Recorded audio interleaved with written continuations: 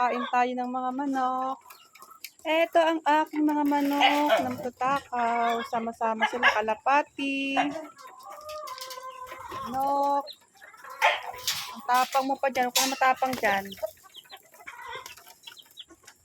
Yan po. Oh.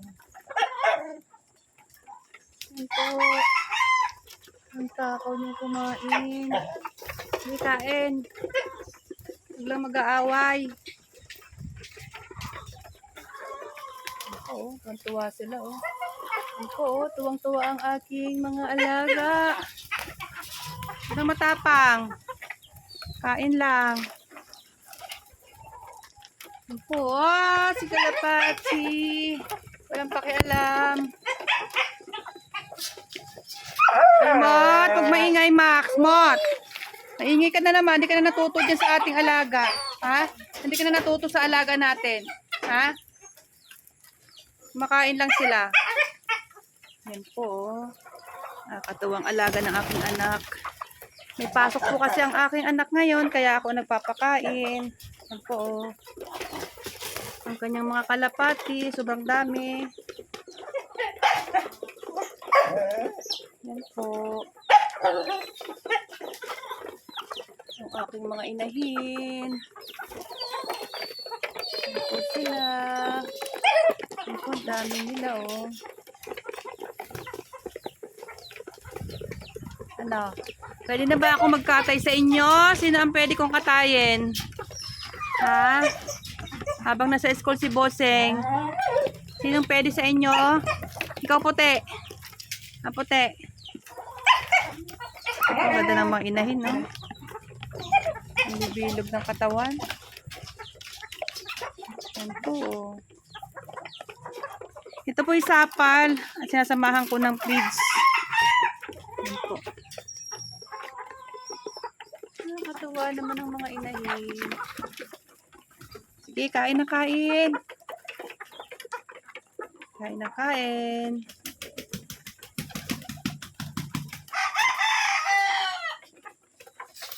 Tuwa naman. Kain na kain. Ilan po. Ito ang aming mga tandang. Yan po. Sige, samahan nyo na. Samahan mo na. Baka tukain ka dyan, ha?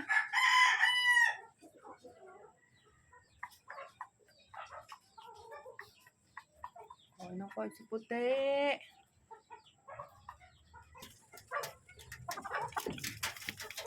Tapang-tapang mo pa. Kumain lang, huwag matapang. Yan. Sige. Sa'yo din yung pagkain, ha? Sa'yo din ang pagkain. Ano, Mot? Aba, nakabintana pa ang aking bebe, Mot, eh. Ha? Ang dami mo na naman puping dyan.